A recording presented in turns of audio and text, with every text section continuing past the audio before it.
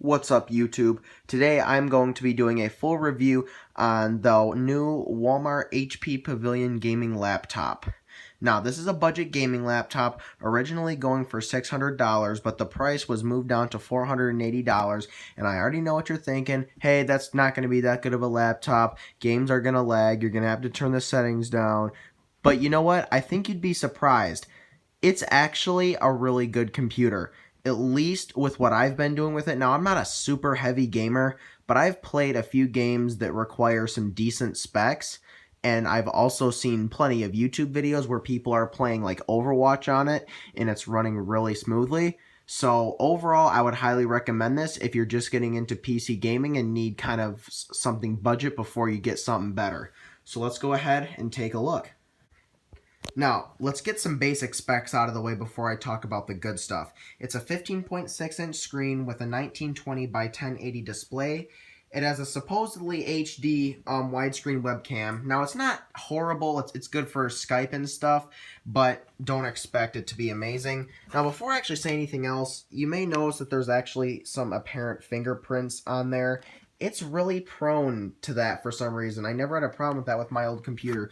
And I don't know if you guys can tell, but that's a green HP logo. And then you see we got Pavilion over here. And then the fans in the back here. Now, I really don't like the placement of the fan since the air is pointed down. And since it's a laptop, I like to use it when I'm in bed. And sometimes it's kind of pointed down. And I feel like the air sometimes goes back in. And I don't want it to overheat. So, but yeah. It has a backlit green keyboard with a numeric keypad and indicator lights, which has been really helpful for me. So you can see there's that power button right there. Really beautiful keyboard. And if you want to turn on the backlit feature, just press the F5 key. Yeah, pretty nice, huh? And then you can see here we got HP Pavilion Gaming, a force to be reckoned with, listing the computer specs, some other stuff over here, and you got real GTX GeForce graphics, so they're not fooling around. And then you can see I got a nice Christmas background set up here since it's Christmas time. And then I don't think you can actually see the pen as I'm putting it in, but I'm paranoid that you'll see what I'm typing. And then there we go. So the touchpad is decent. I'm not going to say it's amazing, but it's pretty much what you'd expect out of any laptop, any laptop really. But you know, it's good enough, especially if you're going to be gaming on it, you're probably going to end up getting a gaming mouse or at least some kind of mouse anyway. It's 5.18 pounds, 2.35 kilograms. So it's kind of mid-size, you know. It's definitely not the heaviest of gaming laptops, but it's not the lightest of all laptops either. Windows 10 Home is pre-installed on it. There will be many updates to install once you boot it up, though. In the October 2018 update was not installed on it yet. I had to install that. So make sure you keep your computer up to date to, you know, patch viruses and stuff. And now let's start talking about the good specs. So it's got an Intel Core i5 8th generation 8300H with a speed of 2.3 gigahertz. So it's kind of on the lower end of processors, especially in terms of clock speed, but it's actually decent. I'm really happy with it, for especially when, you know, browsing the web. That i5 really comes in handy. Sure, it could be an i7 or maybe even an i9, but it really is not bad. And I'm going to go into the control panel to show you the specs, but I'm kind of going to point it away because it shows what your Windows product key is, and I don't really want to show that. I mean, I probably wouldn't work because it's already in use, but, you know, I just kind of want to be careful with it here. So you can see we got Windows 10 HP over there with a Intel Core i5, 2.3 gigahertz. 8 gigabytes of, let's see, what is it? It's 8 gigabytes of DDR4 2066 SD RAM, and it's one 8 gig stick, not upgradable. So keep that in mind. You cannot upgrade this to 12 or 16 or 32 gigs. There's no touchscreen, but since it's a gaming laptop, you probably wouldn't expect that because gamers probably don't want fingerprints all over their screen. And then the hard drive is a, hold on, I'm trying to look at a list of specs I have. so I don't have to keep pausing. It's a 1 terabyte 720 RPM SATA hard drive, so no SSD. Although boot times are pretty fast, so it's not a big deal since there's no solid state. And 1 terabyte is pretty good. It could be more, but you know, I don't know. I don't really know what else to say. It's a terabyte. I think you guys 1024 gigs, so I think you know how much that is. Now, the graphics card. You really should not buy a machine if you plan to game on it if it does not have a dedicated graphics card. If you don't see a graphics card listed, that means it's integrated with the CPU, and you'll probably have to run most games on low frame rates depending on the processor. But we have a decent graphics card in here. It's an NVIDIA DIA GeForce GTX 1050 Ti, which you can see over here. So it's no 1080 Ti or anything fancy like that. But, or AMD RX 580 if you're into, you know, slightly cheaper AMD stuff. But, sure, it's not top of the line, but it works really well for most of the games that I've tried to play on it. And, don't expect to be able to play, like, you know, PUBG at super high frame rates, but do expect to be able to play it on medium frame rates and stuff like that.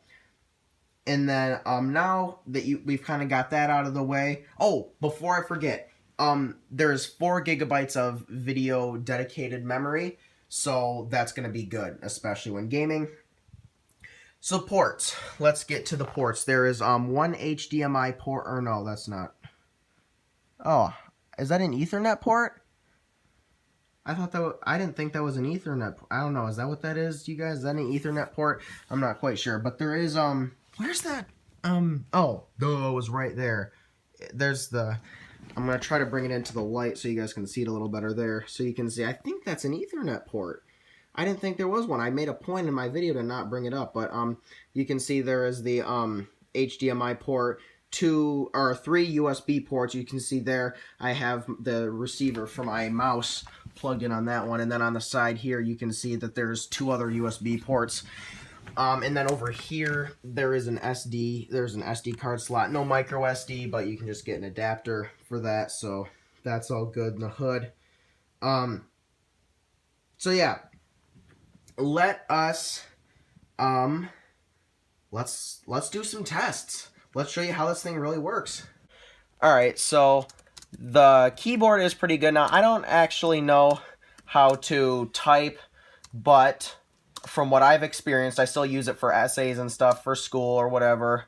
But it's a pretty nice keyboard from what I can tell. I do notice that sometimes when I'm gaming, I accidentally hit the caps lock key, but I think that's just my own problem. So, but yep, definitely really nice keyboard, which is going to come in handy for gaming.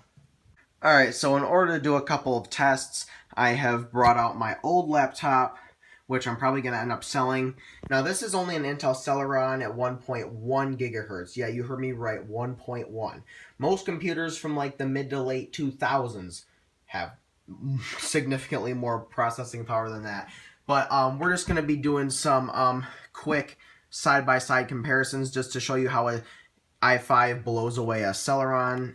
You might want to skip through this part if you already know, but if you're not a computer enthusiast and aren't exactly sure, then stick around. So we're launching Chrome at the same time, which might prove to be kind of difficult.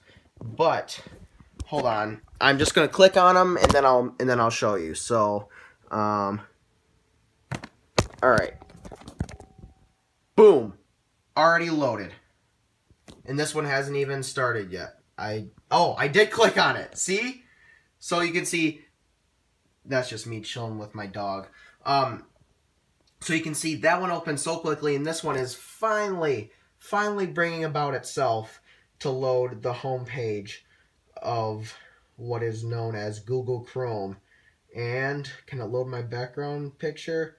Or maybe it's not doing it in that one. Maybe that's just something that you customize on your own device. But there's your first test. Alright, almost at the same time, and I guarantee you, so they loaded, even though I clicked that one first, they still loaded at about the same time.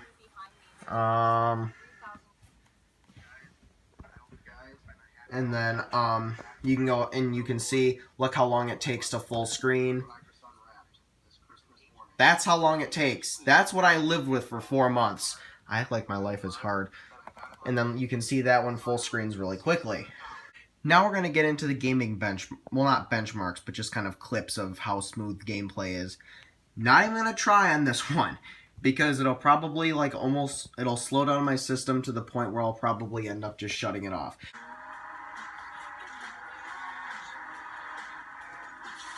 As you can see, Asphalt 9 Legend, is that what it's called? I don't quite remember. But you can see it runs very smoothly on this machine. And, oh crap. A really fun game. I've been playing it a lot ever since I installed it last night. Yeah, it says it requires an i3, which this has an i5, but the i3 says at 3.3 gigahertz. This is an i5 at 2.3, and it actually still runs beautifully. I haven't encountered, can't concentrate. I still haven't encountered a single lag spike or a frame drop while playing this game on here. Sure, it's not super demanding, but it still runs perfectly nonetheless.